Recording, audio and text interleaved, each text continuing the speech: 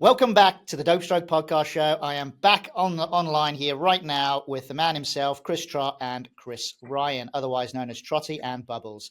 Today, we're going to do our usual speech and basically talk about golf, and more golf after that. But first and foremost, what we're all wanting to hear about is Trottie's coffee this morning. He has been online. He's been brewing it up, and we want to know exactly what kind of concoction he has whipped up for us, and he can't wait to tell us because he's been so positive in his daily outlook of life that today is the moment for him to shine. Trottie, take it away. For someone who stumbles through an intro of a podcast, do you remember, Bubsy, when we used to call the sales department as a joke back in the Belfry days, just to hear this muppet to give us the intro? So then what we did... the Belfry, Daryl speaking. What we did as the executive team here at Dope Stroke is we decided that Daryl would be the best intro giver, and then he gives a bunch of waffle like that. Well, I'm pleased to know that the coffee hasn't kicked in yet, and we would all appreciate it if it would kick in so we can reduce the level of abuse. But dropping the level of abuse is not what the Dope Stroke Podcast Show is all about. But you've just taken me back to those Belfry days where we all joined one of the biggest golf resorts in Europe. We had this dream of what we'd be doing, and then 6 months later we're working in the bar and greenkeeping and on reception in the sales office thinking, what have we done with our lives? Mate, I think the classic of that time, though, was when we had to work the halfway house, and part of that job was you had to clean the toilets at the halfway house, and then 10 minutes later you were serving beers to all these wealthy punters coming in to play the Brabazon course, whilst Trottie was throwing milk cartons at everybody. I mean, we should do a whole podcast because there was one Christmas and New Year. Me and Trottie got chased through the hotel. Oh my god! Chased through the hotel? Yeah, by some guy who was looking for directions, and I made a comment which I probably shouldn't have made, but it was only like he jest, and he just started chasing us. He basically said he was trying to get through these doors that were locked, and he kind of said, "Hey, how'd you get these doors open?" And then Trottie said something like, "Oh, I don't think we can. You need to.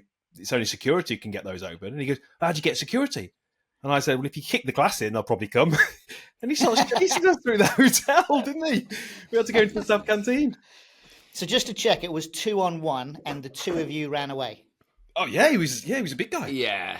Look, it was guy. So, yeah, I mean, it was New Year's Eve. And to paint the picture a little bit, like Belfry, let's do it properly, because in all fairness, we get down to the back end of this, it was actually pretty genius. And Belfry was the best resort in the UK, I think. Fair comment?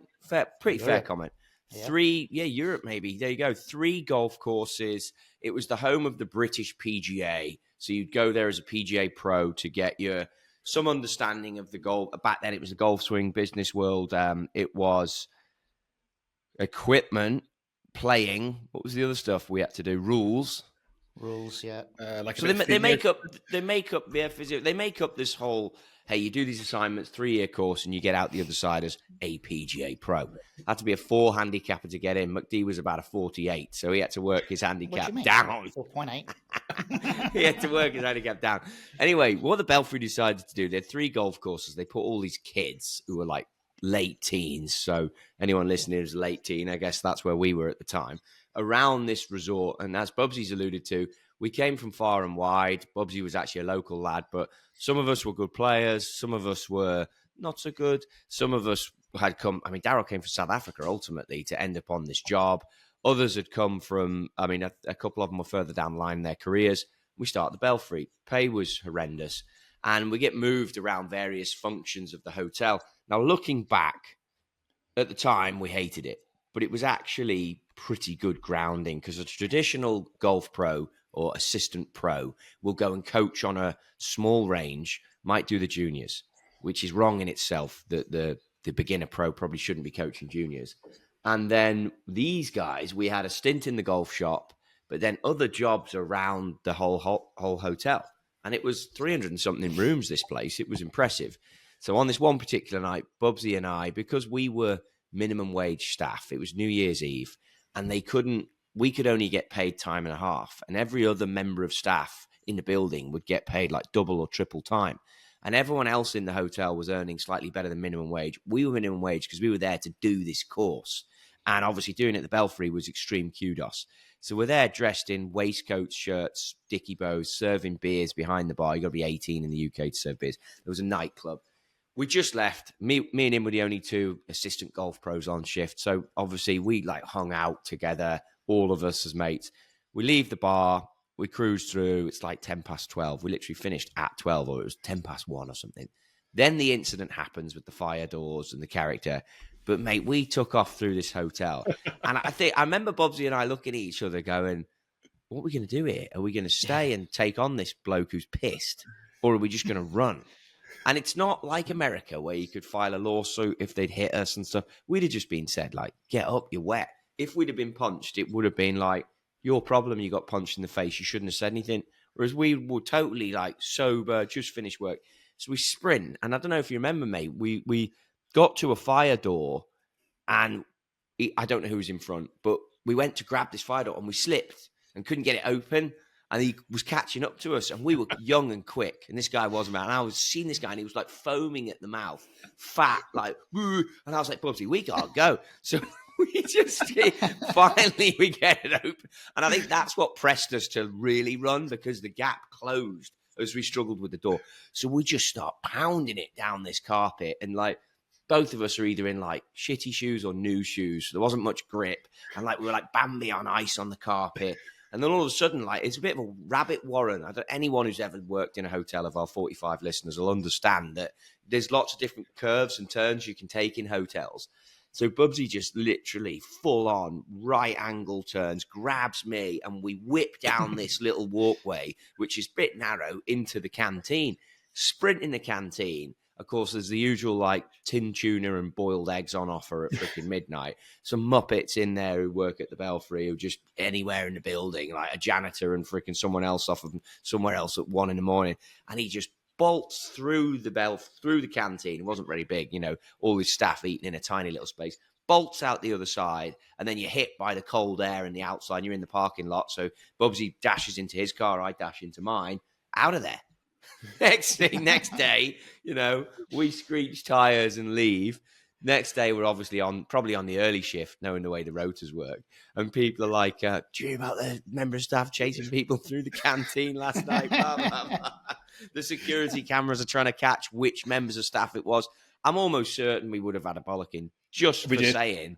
We Yeah, did. Of course we did. Yeah, I don't think we got disciplined. I don't remember we had a chat. I mean, he'd obviously had a skinful. It was just after midnight. He'd obviously been out with his mates, whatever. He wasn't in the best of moods. He was just looking for a bit of a fight, wasn't he? I think. So there you go. So I mean, but that was the place. It always took the side of the guest, and you know, in this day and age, it wouldn't happen. If it did, you just stand there and get pushed and punched, and then everything would be on your side. But back when we were that age, nothing. Everything was just customers always right. Oh, hang on a minute, he's hammered and he's freaking chasing us through the hotel. Yeah, customer's right. Of course he is. Let's go. But mate, it was probably invited him back for a stay, didn't they? Probably gave him a round of golf and a presidential suite and a spa treatment. Probably. And they were great times. Do you remember they used to do this thing out on the golf course? And this is again anyone who's got like, and I think that all three of us now and our friends are like either entrepreneurial mindset going into businesses, or they've already got established businesses, or they work for big companies now. All the group that were there have done well, gone on to do great things. From what I'm aware of, other than Ollie the Count. I mean, no one knows where Ollie the Count went. There was this kid called, what was his surname? Williams? Oliver Williams? I think it was, yeah. And he used to be a stickler, didn't he, on like the inventory. So at the time, like Sesame Street, iconic show, obviously, me being me, nicknamed him Ollie the Count. I'm pretty certain it was me. If it wasn't, someone else can claim it. But I was pretty good on the nicknames. And he had a bit of a hook nose on him, like the Count, didn't he, off of Sesame Street. So this guy would be called Ollie the Count. We basically used to, because he'd do the stock take on all the pastries in the halfway house. We used to be like, one little pasty.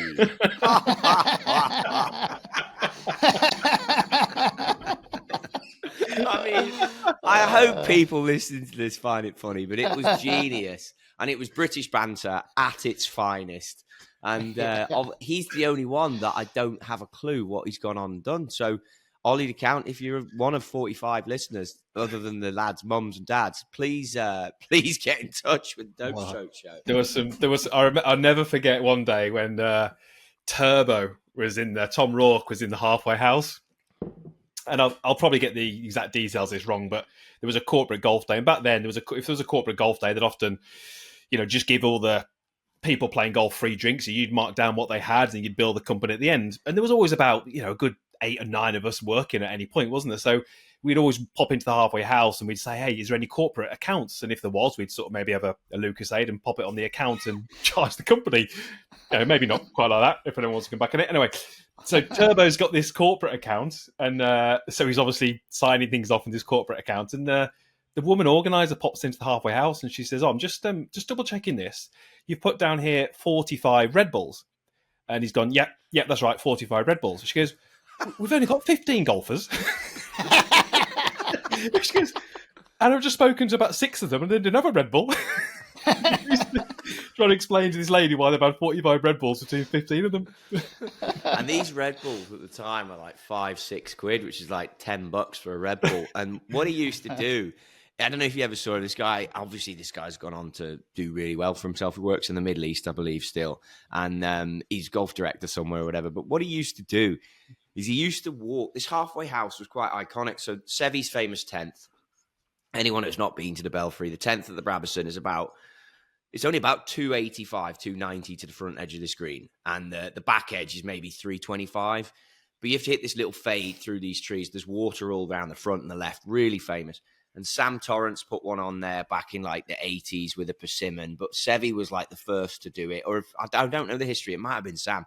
One of those two was the first to bang it on that green. I think it was Sevy during the Ryder Cup. That's what made it famous. Yeah. But Torrance definitely had a pop at it too. And like in 1993, I think it went there. And like Monty hit a 1-iron on. So it's not uber long, but it's a skillful little golf shot you've got to hit. And if you miss it right, there's these little pot bunkers and trees, anything could go wrong.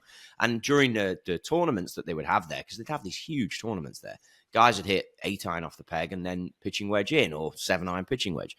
Anyway, flipping Tom, Turbo, Rourke, he would be out of the halfway house on a corporate day. If it was a big one, like a Shell or a TNT or whatever, he would take all these like croissants that they'd put in there and he'd rip them open before the day would start. So he'd half cook them.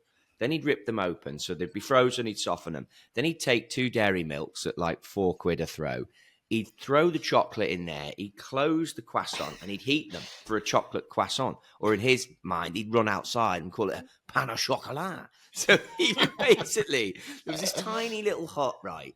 And you boys remember it. You'd go in, toilet on the left, toilet on the right, which is just disgusting. And all the maintenance guys that were building the structures and the stanchions would obviously go in there. And it was horrendous, as Daryl's already alluded to. Then there's a little storage cupboard.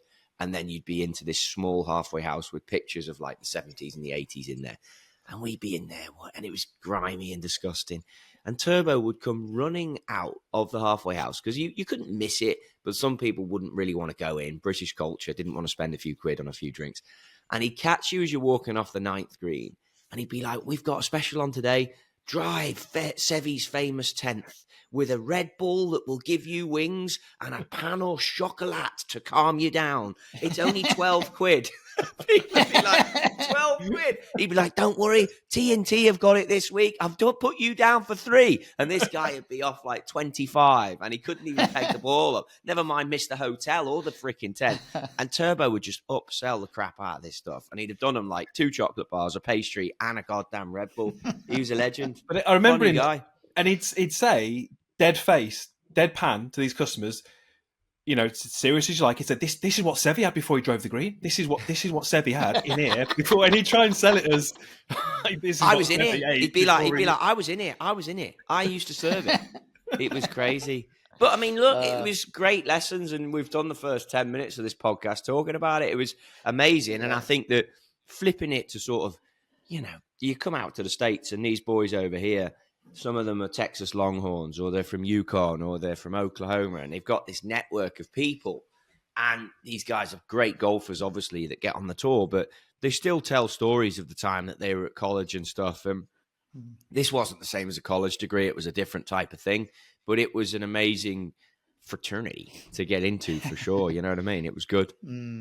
Just to, it's making me recall a few different things in mind right now, but Bubs, I think you were there for this story. was there something with Fisher, so Tom Fisher, who was also one of the assistant pros at the time, and he's now he's obviously out actually near you, Trottie, with Titleist at the moment. Got a great Doing really gig well out at there. Titleist. Doing really So well. and good for him. But wasn't there that story when Bubs, you lived with Fish and Johnny Watts, I think it was. And there was a story Johnny about Tenerife, a ghost. get the names Johnny right. Tenerife. Johnny Tenerife. Well, you can say in a minute why he's called Tenerife because it is brilliant. But what was the story, like a ghost story or something like that? And there was furniture moved in the house or something.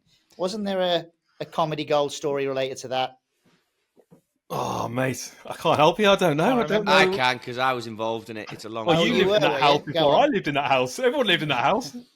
So basically, I don't know who I was with. It must have been Louis. So cell phones were obviously out at this stage. They didn't take pictures and stuff. But basically, either I'd just moved out. There was one house where everyone lived. And either I'd just moved out or I'd just moved in. One or the other. And I had a key to the house. And three of the boys had stayed in that house for a long time. And the fourth room would always rotate. It was a tiny little box. It wasn't intended to be a room. It would always rotate. And basically, I don't know why, but me and Louis went to the house. No one was there. And Louis, it would have been, was a bit of a joker. And he was like moving stuff around. And he started like just moving things. And then he started putting chairs on tables. And then he started like just messing about. We left. Thought nothing of it. Next day, again, Louis was probably with me because me and Louis were hanging out a lot. And Louis started messing around and moving stuff. And this goes on for like 3 days. So apparently, Johnny Tenerife says to Fish, things are a bit weird at the house. Like, why does stuff keep moving? So the next day, Louis gets wind of this because Fish says it to Louis. Louis goes and moves some stuff around or whatever, and then gets a new phone or something and calls Johnny Tenerife. And it was at the time when Scream was out. And Johnny Tenerife doesn't have the number, does he, for Louis? Because Louis called off a new number.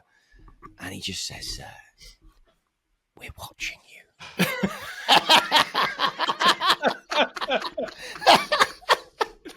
Hangs up. Right? Tenerife's in the house on his own. Right?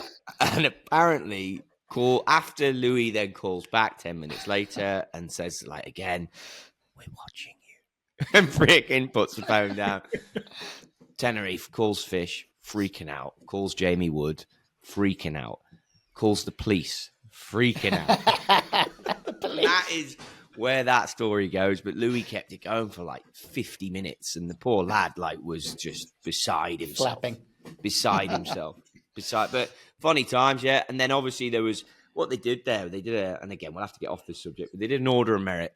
And the guys that were doing well at work would get rewarded. It wasn't a bonus structure. They had a structure to do a 2-people job share. So you'd spend the winter in Dubai, which ended up being amazing.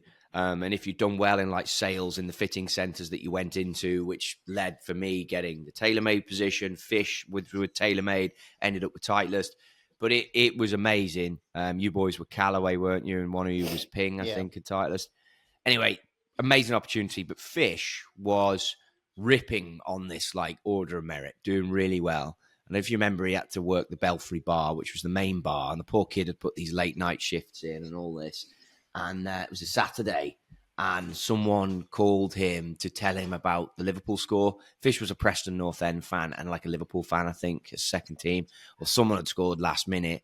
And he's on the phone in the middle of the bar. And they'd been up like 3-0 or something and lost the game 4-3. And Fish was like, it's just so funny and just so natural. And I think he was sort of like, what did you say? And they were like, Liverpool lost 4-3 or something. Fucking hell. Dropped a big Behind the bar. on a bar that's full of people. And someone at the bar, some Karen, obviously took offence to him swearing about the football score and complained to the staff. And of course, it was on camera, just like me and Bubsy in the fire door incident with the freaking guy who was drunk.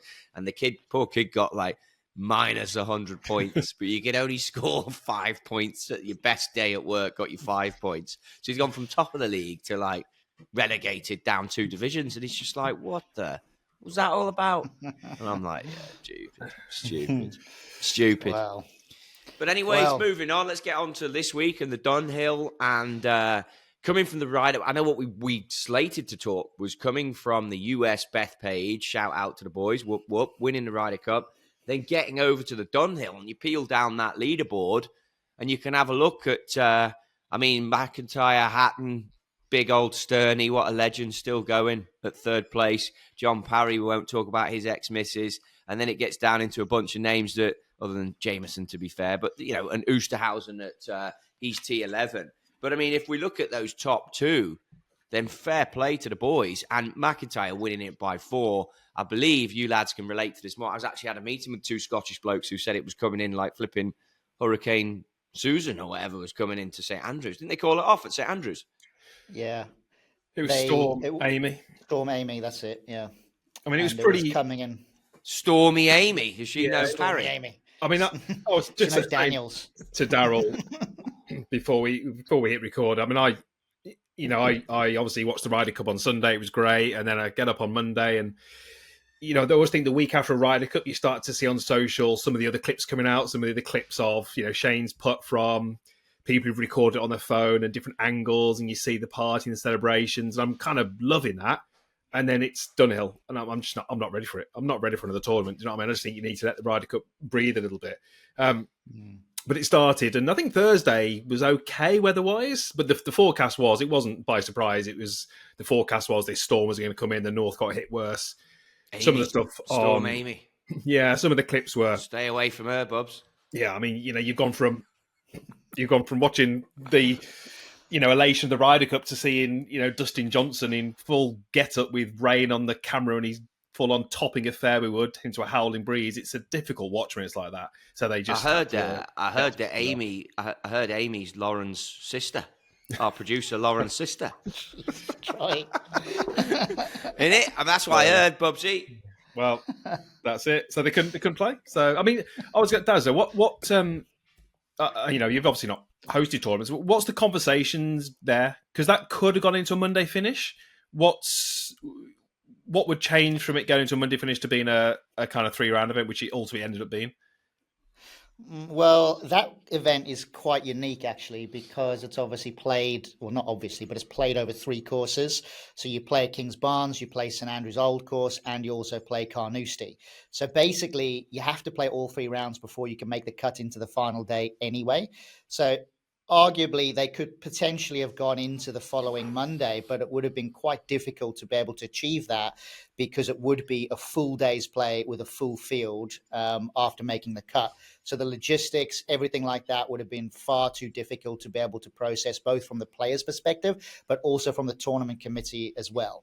So in that sense, I think they made the right call to just cut it down to 3 days. Do they? I just want to add here. Do they still not play tournament rounds of golf on a Sunday at St Andrews? So there's a bit about wanting to finish on St Andrews on the Sunday, isn't there? Yeah. That's the ideal scenario, that you hold the winning putt on the 18th at the Old Course. So you play all 3 courses for the first 3 rounds, and the final round is the Old Course. So you basically play the Old Course twice, is how it should work. But with logistics and everything else involved, it's definitely deemed to be the right call, I think, that it was a Sunday finish and 3 rounds of golf. Normally, with Amy involved. With Amy, Amy got right stuck in, which prevented it being a 4-day event. Jesus. So no staying power, is there? So basically, I think they made the right call. But what's quite interesting, just to go back to your point a minute ago, when you said you weren't quite ready for another tournament after coming down from the Ryder Cup just a few days prior, one of the challenges that the tour has is that they are measured against 2 primary things. One is to create playing opportunities for its members, and 2 is to drive up prize money. So the only realistic way that you can do that is by having more tournaments. Now, yes, you can obviously drive the prize money up in those events, but then you're not necessarily solving the problem, which is creating playing opportunities. This event is also quite unique because Johan Rupert, Mr. Rupert as he's known across the board here really, it's his event. So that's why you see so many South Africans play in the tournament. Obviously, it's a Pro-Am style event, very similar to the AT&T. So it is quite a unique event in a way. So if you were to have an event that would follow the Ryder Cup, this could probably be it. But equally, I like the idea of having more space in the calendar for different times, but that would go against what the tour is measured against: playing opportunities and prize money. So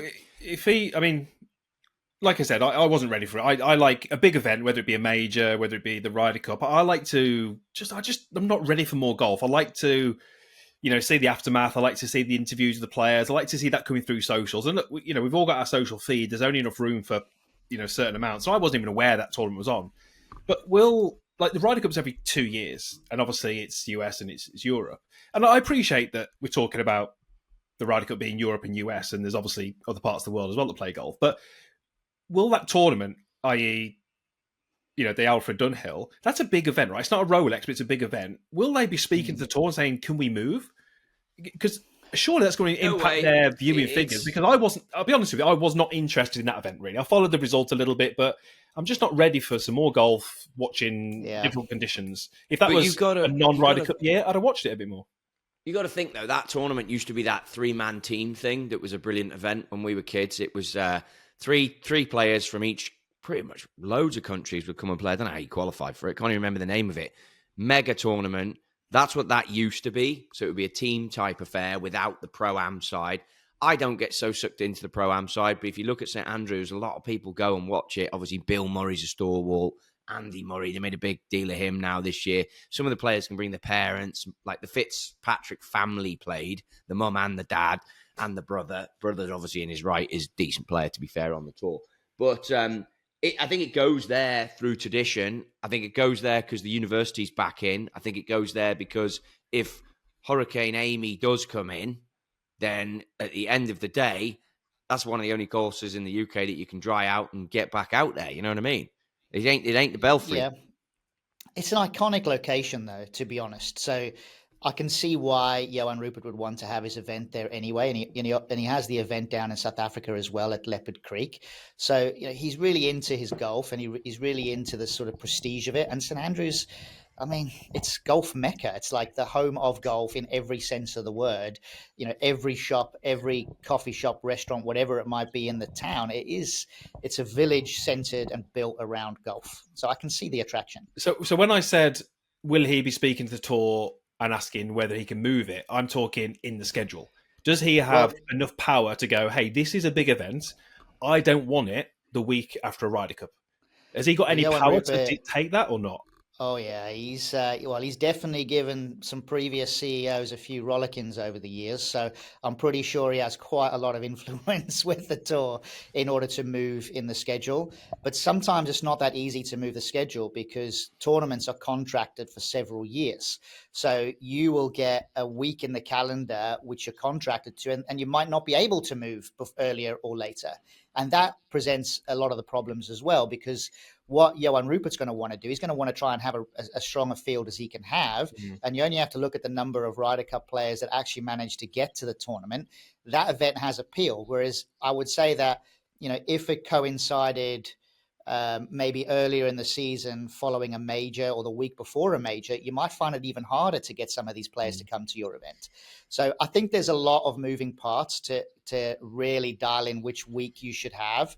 But I'm a big believer that you should have an off season. Like, I find it weird that we're going to go DP World Tour Championship at the end of this, in November this year. That's the last event on the European Tour schedule, and the following week there's an event to start the following season.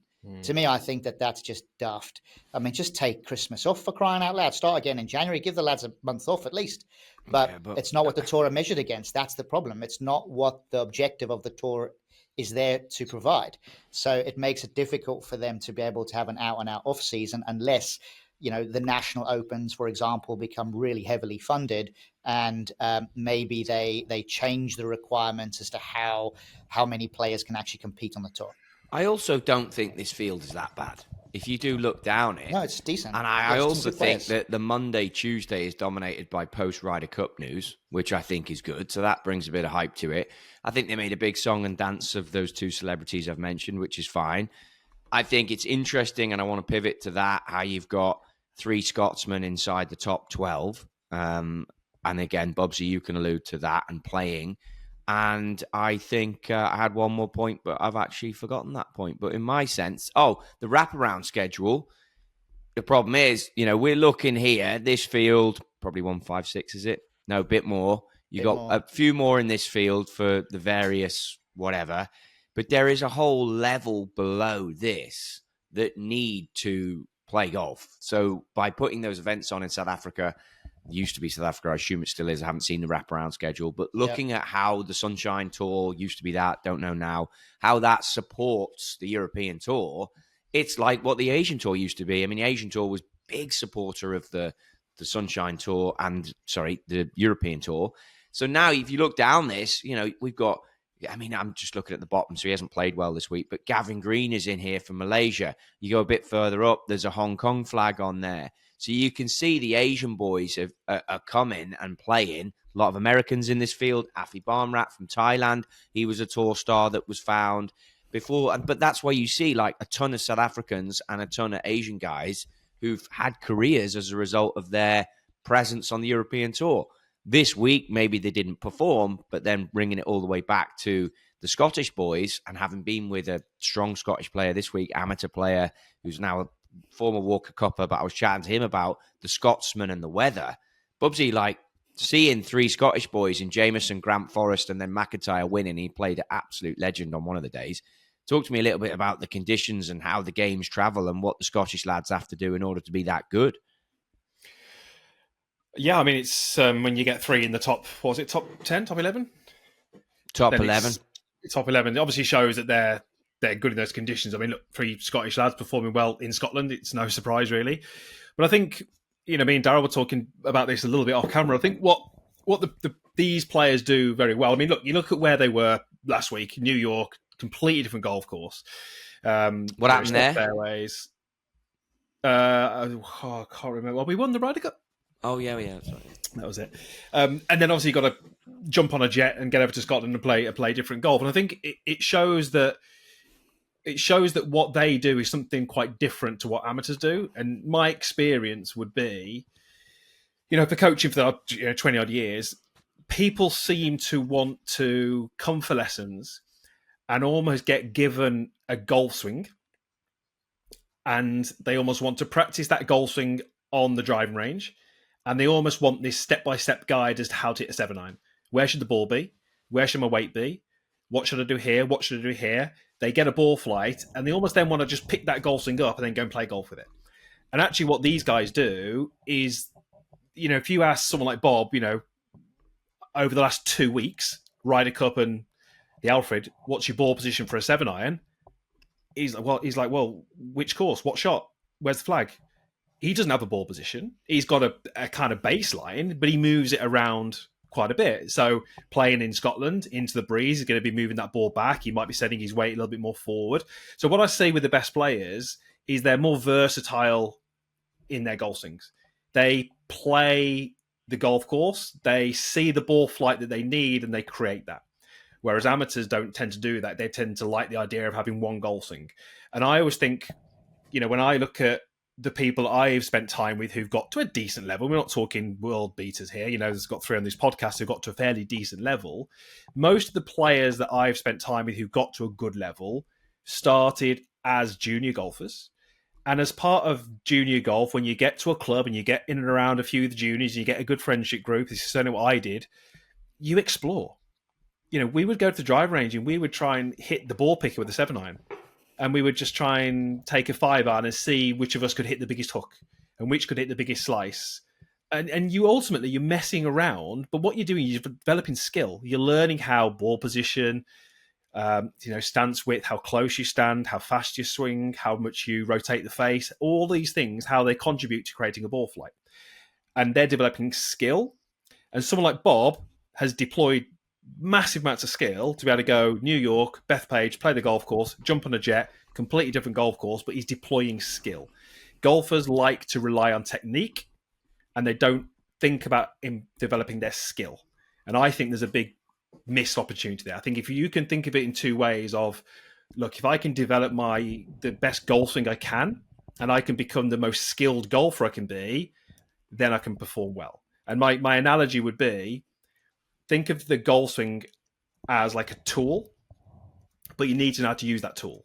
So my analogy would be, if you took a Formula One grid, let's say 20 cars, if you give me the best car, which equivalent is the best golf swing, and you put me on the front of the grid, and then you give, let's say, Lewis Hamilton the worst car and stick him on the back of the grid, he's beating me every day, even though he's got a worse car and I've got a better car. So it's almost like having a golf swing that kind of hits a straight golf shot. Yeah, that's like having a car, but you've got to know how to deploy that. You've got to know how to adapt that. You've got to know how to use that into the wind, out the rough, when the pin's cut on the left, when the pin's cut on the right, when you're in between yardages, when the ball's above your feet, when the ball's below your feet. These are all situations which skill plays a role. And in answer to your question, the reason he's been able to go to Bethpage, play well, and then come over to Scotland is because he's been doing that all his career. He's been learning how to hit golf shots from different setter positions, create different ball flights. It's actually not that big of a deal for him, I would imagine, to go and play golf in Scotland. To get to a stage where you are ready to take on the tempest nature of Amy and come out and conquer Amy, how Bob handled Amy like that. To get to that stage, when do you have to get off of like block practice and start to have this journey? Because this event I was at in New York last week, it's clear that golf is having such an influx of people playing that are not the Bob McIntyres. They haven't started really young. They haven't lived in the elements. They don't go out there when Amy's roaring at you. Nah, they just shut the door, go back inside. They're like, she's not for me. But Bob is taking on the dragon, you know what I mean? And he's coming out winning. At what point in an adult's journey or a young adult or a beginner's journey should they turn around and go, Amy's out there today, but I'm having it? At what point do they go out to learn different ball positions to tackle Amy? Well, I don't see why you can't do it right from the get-go. And I always try and talk to my students about just thinking about percentages. If I'm taking golf lessons, I need to make some swing changes, right? So if I go to the range, then sure, I've got to do some practice on that golf swing, whether that's drills, whether that's routines, whether that's mirror work, whatever it may be. That's the technical side. You've always got to do that. If you want to improve, you've got to do that. But then some of your practice should be based on developing skill. And one of the big things that holds so many golfers back is that they often believe that if they go to the range, do a drill, hit a couple of shots, and they get the ball flight that they want, they then should be able to the next day take that to the golf course. And that's not necessarily true. You've almost got to use your practice time, use your drills to make those changes. And then once you start to see those changes taking effect, maybe the ball flight is a bit straighter, a bit higher, a bit further, whatever it may be, you then go, okay, that's sort of done its job. I still need to keep on top of that. I still need to do those drills to make sure that stays where it is. But my practice is now going to shift a little bit more to kind of transferring those skills. So that is things like going through your routines, playing fictional holes on the range, and then trying to hit different yardages, doing like a combine test on the full swing kit with clipped, is doing that stuff which transfers your swing to the golf course. And there's, for me, look, I think there's a whole topic here which golfers aren't aware of enough and not tapping into enough. And we had a brief conversation in San Diego about this, Trottie, only a few minutes. This is, for me, the biggest breakdown when it comes to YouTube, social media golf instruction. Because if you've got 100 golfers and you ask them what they should be working on, and then you ask me to look at them and tell them what they should work on, I don't think you'd get many agreements. So what they think they should work on is not what I would think they would work on. And when you look at YouTube, which are the videos that do the best, which are the videos that get clicked on, which are the videos that get watched, is what people want to work on. Yeah. And when I do videos on this topic, which is what they need, they just tank because it's not what they want. And so that's the biggest letdown, is that the YouTube videos are controlled by the audience and they don't know what they need and what they want. And I do think, and I'm asking now for myself, I'll be honest, I do think this is the hardest thing, or I'm commenting for myself, to switch from. So I grew up with block practice being a big thing, because we're talking about block practice and random practice here. And the reason that our boy McIntyre can go and take on Hurricane Amy and get it done is because he's playing with feel, but he's also got into the top 1% of 1%. He is the top 0.1% who play golf. The rest of us on this podcast, to be fair, even with Daryl in it, we're probably the top 4% who play golf. And the truth is, we're still miles away from the top 0.1%. And I think one of the biggest differences is block practice versus random, because I hate random practice, hate it. Yeah. And it's like, in the end, I hit balls yesterday, first time in 2 weeks, went on the range, hitting it lovely. So I was like, you know what? I had the full swing kit down. I've started practicing now with the full swing kit, because you can measure. I'm a big fate. After we played in San Diego, me and Bubsy Darrell, I didn't play good. And I was like, right, got to get on this. I've changed the way I practice since Bubsy came here.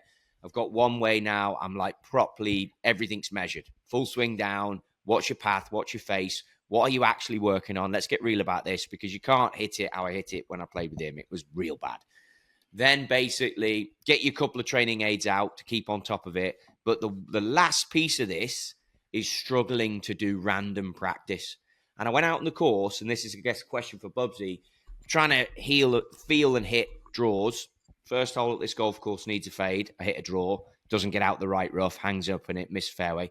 Second tee shot needs a draw. Miss fairway right. Third tee shot needs a draw. That's fine. Fourth hole was the first hole I actually allowed myself to hit a fade. And it was the best shot of the first 4 holes. Little fade in there to like 15 feet. But I'm like, Trottie, you've got to start random practice, shot shapes, heights, because it's only the golf course that makes you. Or the flip side is, and this comes back to Shane Lowry, working with him years ago at Houston. I think I've told this story before on the podcast, made him a 3-wood in Houston. And I think we were in Houston. And the wind was down off the left. And he said to me, I'm not hitting this 3-wood here. And I was like, Shano, I've just built that freaking thing. Not hitting it. All right, well, fuck you then. He's like, no. We're going out on the golf course.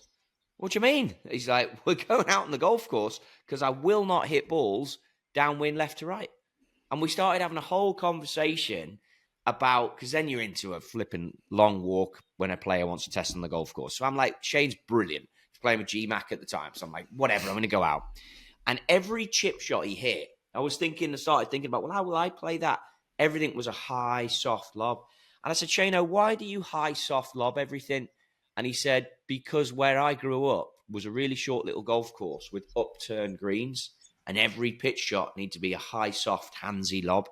He said, so I play it everywhere. And it's amazing then. You're like, okay, here's a kid. The golf course didn't have a range. He got on tour. He doesn't hit balls downwind left to right, and he plays high, soft lobs everywhere. And he's better than me by miles. Bob McIntyre, there's no way the facilities that he had available to him up there, he lives so far north that he's like touching the moon. It's that far north. There's no way the facilities were decent. But there's a kid who's coming out on top of freaking Hurricane Amy. So, serious question then. Yeah. Well, that's a good point, because my serious question would be, do you think that Amy's taller than Bob? 100%. But Bob just got it done, didn't he? I mean, we know how that works, McD. Bob got it done. That's magic hands right there. So, thinking about all of those things. He probably had a MasterCard in his pocket, McD. Class. So, thinking about it from an equipment perspective, then, Trottie, like, how do you? So they've gone to Bethpage. Obviously, great week for the Europeans in Bethpage. Comes back over, dealing with Amy and obviously the rest of the elements as well. What's he doing to his equipment, his golf equipment, that makes him perform on the actual golf course? Like, what's he doing differently there? Well, I think in a situation like that, obviously, links golf, generally, the one thing is bounce on the wedges. And you look at your wedge setup. So, camber, bounce, what the club gives back to you that you give to it. So, when you have your attack angle going down and the conditions of the turf change. Attack angle halfway down in the downswing through to impact. On a chip shot somewhere in the links courses, you need to be a little bit steeper. So your attack angle would maybe, dependent on what the shot is, to Bubsy's point earlier. But your bounce, because the turf is so firm, that is the concave nature in the middle of the sole, will be less. And the reason it will be less is the degrees, they measure it in degrees, is because that club is going to give back to you less off the firm turf. So that, however, based from Bethpage to here, may not have changed for 2 reasons. And that's mainly because of Amy and the course conditions will be a bit softer. Because although St Andrews, Carnoustie, and what's the other one they play? Kingsbarns will be softer, they're not going to be so soft that you need to get into a different bounce setup. And they're also going to be much softer than what they would be in the middle of summer. So in all fairness, he might not change his wedges. But those heavies... Go on. So, well, the question about the wedges then. So if these guys play week in, week out with those wedges, and obviously they strike the ball so much cleaner and so much better than amateurs, why would they look to change their bounce? Would they not use the same wedge all year round? Just because of conditions and how firm the links golf courses are versus Bethpage. Bethpage was extremely soft. So it would be very interesting, actually, to check out the surveys on the European Tour and see if he'd put new wedges in. With the links course being wet, the new wedge would help give grab, because anytime you got moisture on the golf ball or the face, the friction is less. So you can't get as much grab. That goes back to what Bubsy was talking about a few weeks ago, spin loft, which is attack angle versus loft on the blade. And there comes a point where you lose the friction and the grab because you've got too much loft into the golf ball. But bounce might be a thing that you change. The other thing that he will have 100% changed is 7 woods and 9 woods out, 5 woods out, 2 irons, driving irons, 3 irons in. And they now play the little driving iron that has a larger sole, a larger back on it, a deeper center of gravity. It doesn't really have any roll and bulge on it, but that brings the apex down significantly. So your 7 woods would be apexing over 100, and then you'd put these long irons in, and they'd be apexing much lower and descent angle much lower. So when you get wind, rain, Hurricane Amy, you can then keep the ball flight down more. The other thing is, when the CG of a 7 wood is further back because the body of the club is longer, that has gear effect. And that roll and bulge I was talking about, the faces are actually concave. So if you misstrike them, they shape a lot. Bob will have been playing a lot of shape in the different wind directions. He can trust the 1s and the 2s and the 3 irons much more with the shape, because if he toe balls that one, little toe banger that McD can throw at us, he's not going to get loads of curvature, and he's going to be able to control it into turning that golf ball into the wind. So it's a good question. The other thing that may change, but it's rare, is the loft sleeve on drivers. Sometimes boys move loft sleeves to combat apex. Can I ask you, Trottie? I actually played St Andrews this year. There was a group of us. Didn't get the invite, did we, McD? No. Well, do you know what? We were actually going to invite you, so when I told them, don't bother. So I spent some time with Piers. Was Amy there? Yeah. She took our spot. We had wall-to-wall sunshine, 30 degrees. There was no Amy anywhere near. I was chatting to Piers from Me and My Golf, and they'd actually done some filming with Bob, only just a few weeks before. Influencer friends. Yeah. With your influencer friends. Right? Fair enough. And they were saying, and I want to ask you whether you experienced this in your time working with the players that you worked with. He was saying that with driver, if he wants to move it a little bit more left to right, he will intentionally toe strike it. Is that something you've come across? Who are we talking about here now? Bob. For left to right ball flight for Bob, he will toe strike it. Yeah, so if he wants to... first off, let's just explain that he's left-handed. Yeah. Because obviously, I hope people get that far. I hope the 45 listeners don't lose us just there. Because if the right-handers start toe bombing it to get a draw, we're going to have problems. Move it left to right, we're going to have problems here. So Bob told Piers that to hit a little bit more of a draw on it, he will just toe strike it. I mean, is that something you've seen with players, or you've heard, or is that something that's widespread, or is that pretty unique to him? So obviously, just to ease this up for the listeners, if you move the strike and let's do it right-handers because it's a bit easier, and most people will be right-handers. If you move the strike to the toe for a right-hander, the gear effect that we were just talking about, so the center of gravity is further back from the center of gravity of the golf ball. It's all about having those two offset each other. Now, let's assume a 0-degree attack angle. So back when I was talking about pitching and chipping, the club needs to be going down into the turf. So the low point is the flag side, the target side of the ball. With driver, sometimes you want to be hitting up on the ball, but let's assume it's 0, which means that there's no turf interaction. Then let's assume that The ball is teed up, so the CG is slightly lower than the center of gravity of the ball, so you get your launch. But if you do strike it slightly out of the toe, that face will react, the gear effect will come into play, and the ball will start right of your target, but it will draw as a result of the roll and bulge on the face, and it will move right to left of the target. So what Bob is explaining is to assist with that draw, he will move slightly towards the toe for the left-hander and get a little bit more shape. I think it's great that he said that. I think it's something he's worked on. I think it's something that subconsciously tour players do. I think where the challenge comes in for amateur golfers, for more vertically challenged golfers, for myself, McD, and I look, it's elite players too. I'm going to bring in Justin Rose here. I think that golfers and mobility and rotation, the club handle, if you can imagine someone stood and the handle is likely to raise at impact, so go more towards your nose. It's called vertical swing plane on a launch monitor. It tends to raise such to gravity, centrifugal force, and the club wanting to move away from you. And I think what we do as golfers, or perhaps not as strong or not as tall, is we stand up and we then over-release. So if you look at Justin Rose's drills where he tries to stay, it's called extension. It basically means keep your head and your hat tilted over.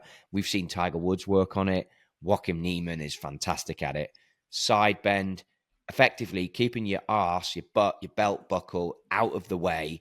Don't try and move forward, back up and tilt. If you can keep out the way, then this theory that Bob has got, and Bob's a strong lad, obviously, and he stays in his tilts, is how it's phrased, and his pivots, and pivots around. If you can do that, it works. If you tend to early extend, hump the golf ball, stand up, then the handle raises. You start hitting that thing out the toe, you can create some vicious hooks. So I think it really does lend itself to just say how fantastic Bob is to be able to hone in and do that. The opposite obviously works as well. You've got a tight fairway as a right-hander. If you can tee the ball down and hit it out the heel, you can create a natural fade a bit more. And I say tee it down because back to that zero attack angle, that will then make the golfer almost hit more down on it. But it also, if the ball is down, it stops you tilting and backing up and coming out of extension because you have to stay down and left on the golf ball to hit a cut. It's definitely something you should play around with. But to Bubsy's point about YouTube videos, you could dive into that not even knowing Bob McIntyre's a left-hander, and all of a sudden you're hitting it like, horrendous. Amy's just killing you, basically. So I think play around with it. For me, as someone who early extends, I don't like to get near the toe because it just gets hooky and then it's problems, And I'll prefer it if I can live near the heel, but I don't live near the heel because I early extend. So it's something you have to look at. I wouldn't advise it for everyone. It's just, we're talking about a completely different level of golfer, right? We're talking about, as you said, the top 0.5%. But it just made me kind of question it because I remember maybe a few years ago, Cameron McCormick saying exactly the same thing about Jordan Spieth, saying when he was at his peak doing the things that he was doing, winning majors left, right and centre, more with his fairway woods, he said he was moving strike around the face to create the curve that he wanted. And it's just, I've heard it from Jordan, heard it from Bob. Obviously, it's not something that I think the general public should be doing. It's not something that I'm going to be doing or you're going to be doing. But I was just curious whether that was like a thing on tour that, yeah, we all do that. And it's just not something that's ever spoken about because it doesn't relate to the amateur game, or whether they are quite unique in that.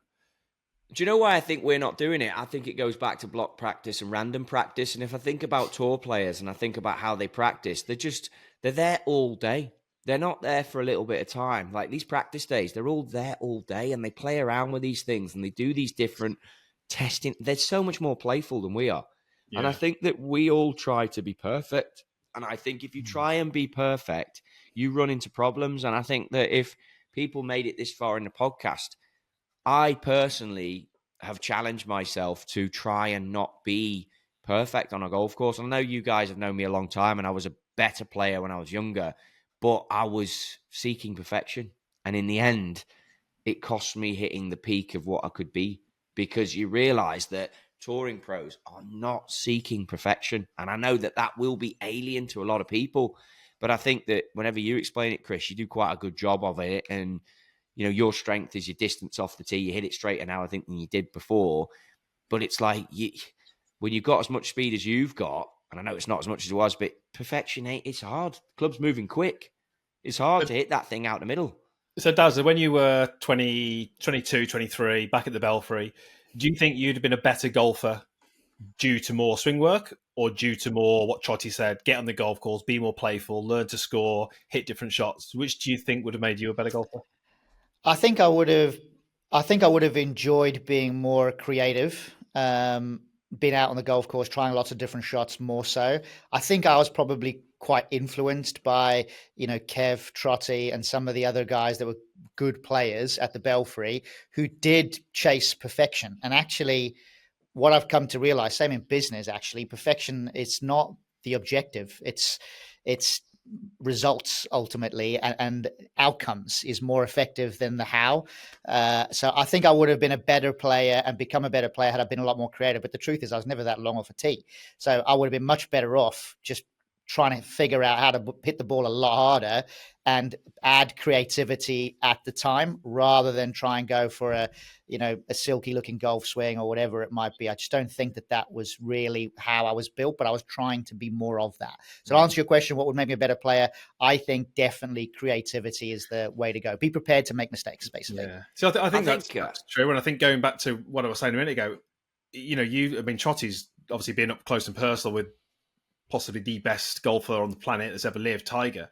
And you watch some of his videos that he's put out there, and it's not probably videos that he's chosen to himself, but it's with TaylorMade and with Nike. And whenever he's talking about shots, he always talks about his hands, using his hands, to hit the draw, use your hands. And I guarantee you now, and we could do this little test, you go on YouTube and type in, take hands out the golf swing, you will see hundreds and thousands of videos with golf instructors telling you to take your hands out the golf swing. And then if ever there's a bit of content where I'm talking about that, I can guarantee what the comments are going to be. If you're telling us to use our hands, that's inconsistent. And there's such a disconnect between deeply understanding what these best players in the world are doing and what the amateurs think they should be doing. The best players in the world, exactly what you said, Trottie, it's probably the best six players, they're playful. They understand that whatever club you give them a 5-iron, give them a 6-iron, that is not a 6-iron. It's just a tool that's got a certain length, that's got a certain lie angle, it's got a certain loft, and they can use their hands, and they can use ball position, and they can use weight, and they can use path, and they can use attack angle to make that ball do something that they want it to do through the air. And the amateurs think that they need to have this quote-unquote perfect golf swing that's going to give them 170 yards, dead straight, this apex, and they can just pick that up, take it on the golf course, and play. The issue with that is if you develop that on the golf course, and you can kind of hit that shot, you take it onto the golf course, and you get a slope, you're screwed. Yeah. It's funny. I think a good example of that. I just typed in there, take hands out the golf swing, and I think I got 18 videos popped up. It's ridiculous. Like, why would you take your hands out? Yeah, if you look at other sports, so like my son, he's only 6 years old, but he's showing quite a bit of interest in rugby because he's quite fast and he's quite agile as a runner, and his throwing and his catching is coming on a treat at the moment. But all of the reason why it's coming on a treat is because when we're in the garden practicing or we go to training or whatever it might be, I'm throwing the ball in all sorts of directions for him to try and reach for or try and catch, and vice versa. I'm trying to get him to throw the ball or pass the ball into different locations. It basically means that he's never really doing the same activity twice. It's all variety all the time. Yeah, I love that. And we don't do that as golfers. We don't do variety. We just do monotonous, let's do that because that's what Nick Faldo told us to do in the 80s. So that's what every one of us should do thereafter. But actually, the very best, most creative players, the reason why they know that they can go out of a fairway bunker with a 3-wood at like 275 yards to a tight pin surrounded by water is because they've done it 50,000 times in practice. It's not because that's the first time they've done it. And it's funny. There's something that is a fishing trip and a camping trip that we can't allude to too much, but I've just on this thing put slopes and fairway bunkers in there to combat that. And again, tour events, there's a kid called Matt Jones who plays on Live now. He would always find the fairway trap and practice out of there. You go to Martin Chuck's place out in Arizona, fairway traps on the range to practice out of. It's amazing. Amazing. What were you going to say, Bubsy? And then I was going to ask Dazzler, I was going to say, I hope you are full on tackling him when he's got the ball as well. Like around the midsection, take him down.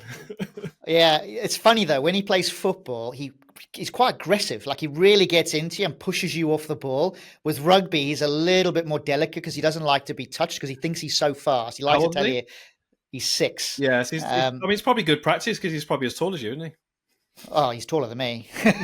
But yet again, all of his girlfriends are also taller than him. So he's got game, my boy. It's funny because we were talking about Daryl's golf game there earlier, and I think I had a point to make on it that I wanted to loop back on because I think it's quite relatable for a lot of people.